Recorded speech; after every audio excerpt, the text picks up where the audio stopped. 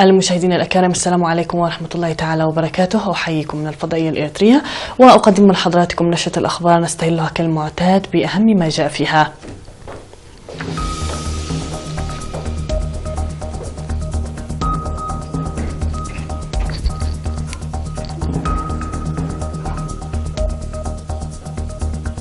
تنظيم ندوة حول الكوارث الطبيعية في جنوب البحر الأحمر. بحث تنفيذ برامج التنمية في أفعبت. نتائج مرضية لمكافحة الأمراض في دباروا. عشرات القتلى في هجوم للطالبان على نقاط للتفتيش. اتفاق تركي روسي على إيجاد حل سياسي لسوريا. وبيونغ يانغ تقدم شكوى للأمم المتحدة بشأن واشنطن.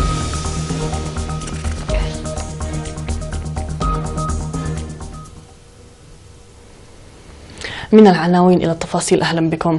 نظمت في إقليم جنوب البحر الأحمر ندوة حول تعزيز الوعي بخصوص الأضرار التي تسببها الكوارث الطبيعية وسبل مكافحتها وتخفيضها. وقدم الخبراء في الندوة التي نظمت في مدينة عصب توضيحا حول أنواع وسلوكيات الكوارث وأسبابها وأضرارها، بالإضافة إلى سبل مكافحتها العامة. كما قدمت في المناسبة منشورات بحثية أعدتها وزارة العمل والرعاية الاجتماعية بالتنسيق مع الخبراء. وقدم في المناسبة توضيح مفصل حول الخطوات التي يجب أن يتخذها السكان في حال حدوث كوارث طبيعية على مستوى الإقليم، مثل الأسباب الجوية والبيئية والكوارث البحرية والزلازل والبراكين وغيرها من الأضرار. وقدم المشاركون بعد أن تباحثوا حول المواضيع المطروحة آراء وتوصيات بناءة، من ضمنها إنشاء آلية مؤسسية للوقاية المسبقة، وإدخال أجهزة تساعد للتعرف على الأوضاع البحرية والطقس، وتنظيم حملات التعبئة لتعزيز وعي المواطنين، واستمرارية التأهيلات التي تقدم لصياد الأسماك بشكل واسع، وغيرها من الآراء البناءة. وذكر المشاركون بأن المعلومات المسبقة حول الكوارث الطبيعية، بالإضافة إلى الخطوات العاجلة التي تتخذ لإنقاذ المواطنين أثناء حدوث الكوارث ونقلهم إلى أماكن آمنة، تلعب دورا كبيرا في تخفيض الأضرار، لذلك يتطلب العمل المنسق. وفي الختام، شكر حاكم إقليم جنوب البحر الأحمر السفير محمد سعيد منتاي اللجنة التي قدمت الأوراق الدراسية، مؤكدا جاهزية إدارته في كافة مهامات اللجنة الجارية.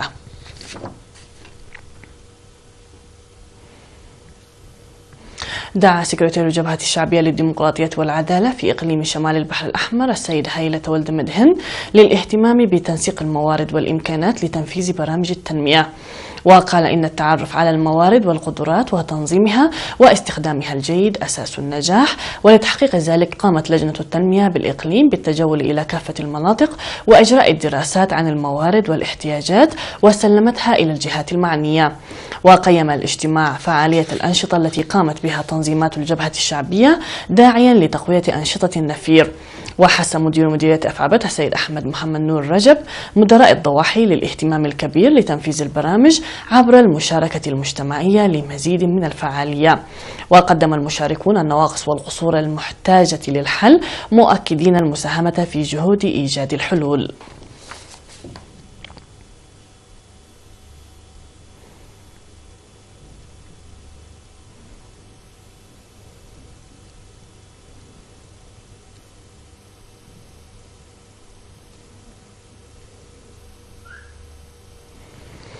أحيت البلاد 14 من نوفمبر اليوم العالمي للسكري على مستوى البلاد في مدينة عصب تحت شعار النساء والسكري حقنا في مستقبل صحي. وألقى مسؤول الجمعية الوطنية للسكري الدكتور قيتؤم مبرحتو كلمة أوضح فيها أن السكري هو من أهم التحديات الصحية في القرن 21، مشيرا إلى إجراء حملات تعبوية وتنظيم سيمينارات لجعل المريض طبيبا خاصا لنفسه، مضيفا بتنظيم برامج تعزز من فهم ومعارف ووعي مرضى السكري ومن يرعونهم حول المرض في ذكرى اليوم العالمي للسكري.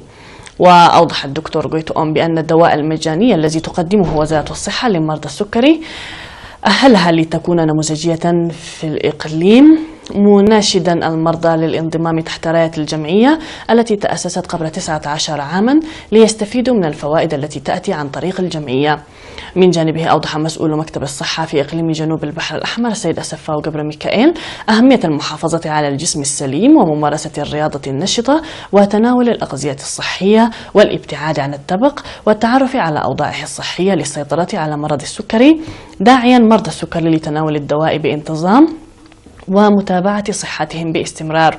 واشتملت فعاليات الذكرى على معلومات عامة بين الطلاب ومسيرة شارك فيها أعضاء مرضى السكري والطلاب بالإضافة إلى برامج ثقافية وفنية. وألقى حاكم الإقليم الجنوبي السفير محمد سعيد منتاي كلمة الاختتام أوضح فيها أن السكري ورغم أنه مرض دائم إلا أنه يتم السيطرة عليه بالرعاية وممارسة الرياضة المنتظمة، مشيرا إلى أن تطبيق السيمينارات المقدمة على أرض الواقع واجب على الجميع. وفي الختام وزع قائد هيئة الأركان للقيادة الشرقية العميد أبراهام عندوم وحاكم الإقليم السفير محمد سعيد منتاي الجوائز على الفائزين. حققت أنشطة المركز الصحي في مديرية دباروة لمكافحة مرض الملاريا والأمراض المعدية الأخرى نتائج مرضية. وأوضح مسؤول المركز الممرض جبر هوات الرفايني في الاجتماع الذي شارك فيه أكثر من 150 من وكلاء الصحة الريفية والجهات المختصة أن التعبئة التي جرت لاستخدام الناموسيات وإصحاح البيئة حققت نتائج جيدة. وأشار إلى انخفاض الأمراض والوفيات أثناء الحمل والولادة نتيجة تطعيم الأطفال دون السن الخامسة ورعاية الأمومة وإصحاح البيئة.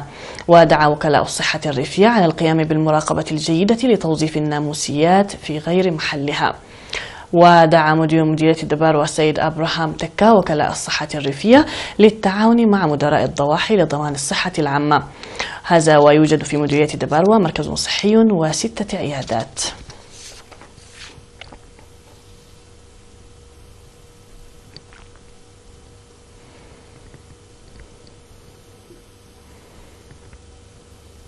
أوضحت المعلومات الواردة من مكتب المعلومات والتعبئة بوزارة الدفاع بأن أعضاء جمعية بليقات النسائية التعاونية في مشروع حلحل الزراعي نظمنا نفيرا في 10 من نوفمبر الجاري في 500 هكتار ينتج علف الحيوان. وذكر المدراء التنفيذيين في مؤسسة الغلال والمواشي الوطنية الجهات الأخرى لاتخاذ مبادرات مماثلة معربين عن إعجابهم بالمبادرة التي اتخذناها أعضاء جمعية بليقات متحديات الإعاقة لإنجاح المهام. وقدموا توضيحا مسهبا حول المشروع التنموي وأهدافه للمناضلات. وتأسست جمعية بليقات التعاونية النسائية للمقاتلات في العام 2000 وتضم 500 عضوة.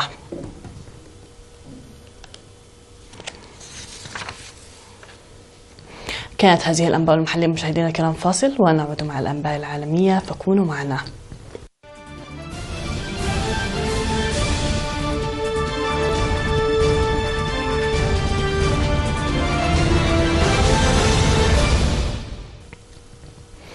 على الصعيد العالمي قال مسؤول أفغان إن حركة طالبان هاجمت أكثر من 10 نقاط للتفتيش في إقليم قندهار بجنوب البلاد خلال 6 ساعات، مما أدى إلى مقتل 27 شرطيا وإصابة 15 آخرين، بينما قتل المتشددون 8 جنود في غرب البلاد مع تصاعد التمرد.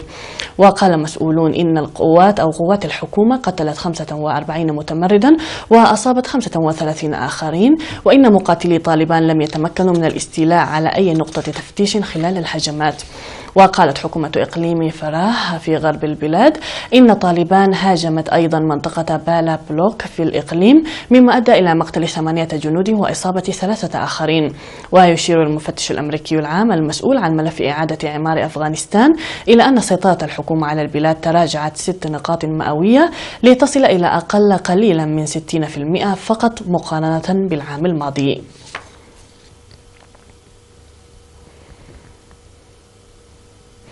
أكد الرئيس التركي رجب طيب أردوغان على توافق الرأي بين بلاده وروسيا بخصوص التركيز على إيجاد حل سياسي للأزمة السورية.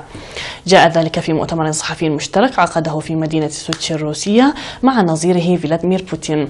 وأوضح أردوغان أنه تناول أبعاد الأزمة السورية بكامل تفاصيلها مع نظيره الروسي خلال اجتماعهما. وعن العلاقة الثنائية القائمة بين الجانبين شدد أردوغان على ضرورة إزالة كافة العقبات التي تعيق وصول حجم التبادل التجاري بين بلاده وروسيا إلى 100 مليار دولار أمريكي. ودعا أردوغان إلى إزالة كافة العراقيل التي تعيق حركة رجال الأعمال بما في ذلك رفع تأشيرة الدخول، لافتا في هذا السياق أنه اتفق مع نظيره الروسي على تعميق علاقات البلدين.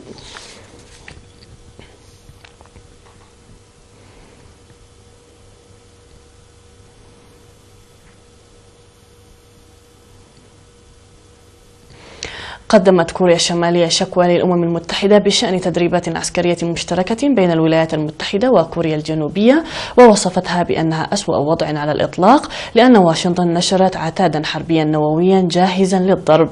وفي رسالة للأمين العام للأمم المتحدة أنطونيو غوتيش، قال جا سونغ نام سفير كوريا الشمالية لدى المنظمة الدولية إن الولايات المتحدة تندفع كالمجنون نحو التدريبات الحربية بنشر عتاد حربي نووي داخل شبه الجزيرة الكورية وحولها. وتشارك 3 مجموعات أمريكية لحاملات الطائرات الهجومية في تدريبات مشتركة بغرب المحيط الهادي في إظهار نادر للقوة. وقالت كوريا الجنوبية إن التدريبات المشتركة تأتي ردا على الاستفزازات النووية والصاروخية التي ارتكبتها كوريا الشمالية، ولإظهار أن أي تطور من هذا القبيل من جانب بيونغ يانغ سيواجه بقوة ساحقة.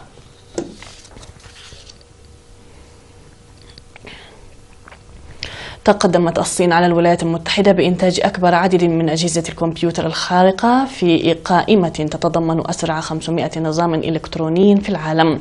وطورت الصين حوالي 202 كمبيوتر من أعلى الأجهزة أداء حول العالم وفقا للمسح الأخير الذي أجرته توب 500. وتأتي اليابان في المركز الثالث بعد تطوير 35 نظاما إلكترونيا، بينما تحل ألمانيا رابعا في القائمة برصيد أجهزة كمبيوتر خارقة بلغ 20 نظاما. ويعكس تبادل المراكز الذي شهده الإصدار الأحدث من القائمة أن الصين ضخت مزيدا من الاستثمارات في قطاع الأبحاث والتطوير التكنولوجي وفقا لدراسة حديثة أشارت إلى أن ثاني أكبر اقتصادات العالم يسهم بحوالي 20% من الإنفاق من إجمالي الإنفاق العالمي على البحث والتطوير التكنولوجي.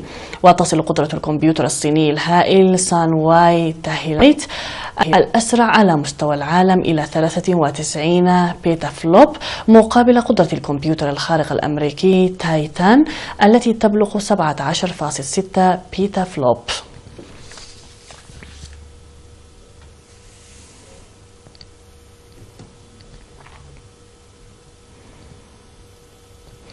فاصل أخير ونعود مع النبأ الرياضي الأخير.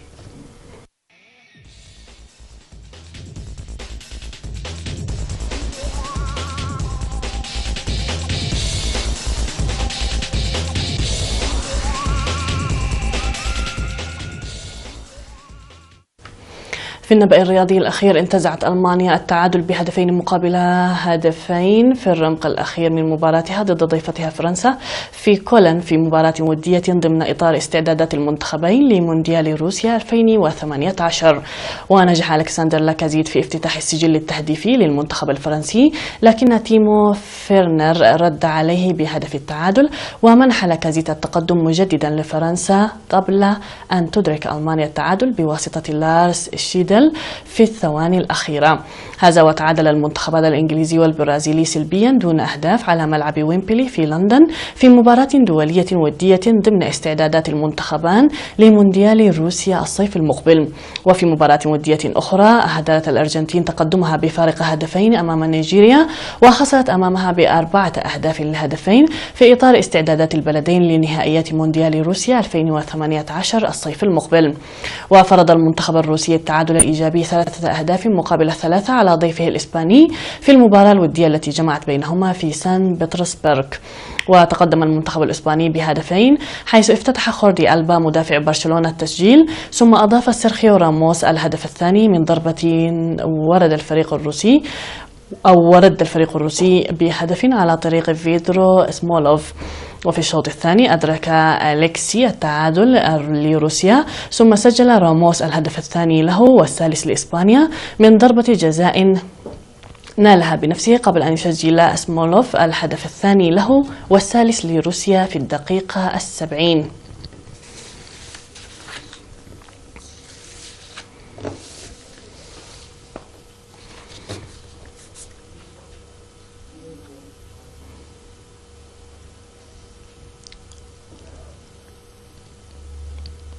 نهاية النشرة مشاهدينا الكرام، شكرا لكم على حسن المتابعة، تحية لكم أينما كنتم، وقتا ممتعا نتمناه لكم مع بقية برامجنا.